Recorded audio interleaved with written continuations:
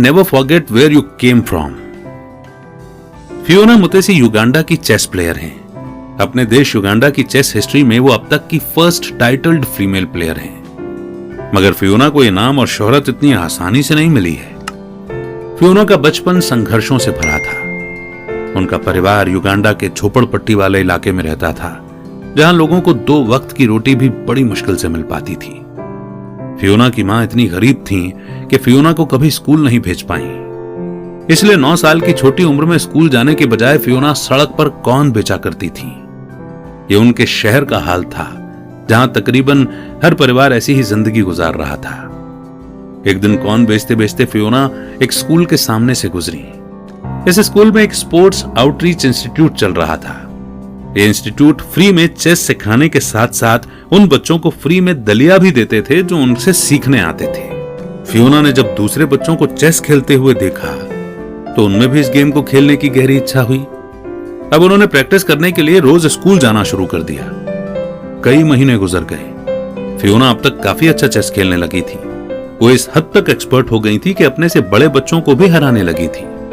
Fiona ने chess में कई कंपटीशन जीते और हर जीत के साथ उनकी स्किल्स भी इंप्रूव होती चली गईं। इसी के साथ फियोना की लाइफ में भी कई बदलाव आए, जैसे कि वो अपने गरीब शहर को छोड़कर एक बड़े शहर में आ बसी थी और उन्हें 3 वक्त भरपेट खाना मिलता था और पहनने को अच्छे कपड़े भी। फियोना जिस तंगी और गरीबी के माहौल में पली बड़ी थी, उससे वो बाहर निकल आई थी। लेकिन फियोना की मां इन सबसे खुश नहीं थी। उन्हें लगता था कि चेस की वजह से फियोना का दिमाग खराब हो गया है। लेकिन फियोना का दिमाग बिल्कुल खराब नहीं हुआ था, बल्कि उन्होंने अपने लिए बेहतर माहौल क्रिएट कर लिया था, जहां वो चेस में नए रिकॉर्ड सेट कर सकती थी। आज भले ही फियोना ने पैसा और शोहरत कमा लिया है, लेकिन वो अपनी जड़ें कभी नहीं भूली। फियोना ने खुद को और अपनी मां को गरीबी से बाहर निकाला।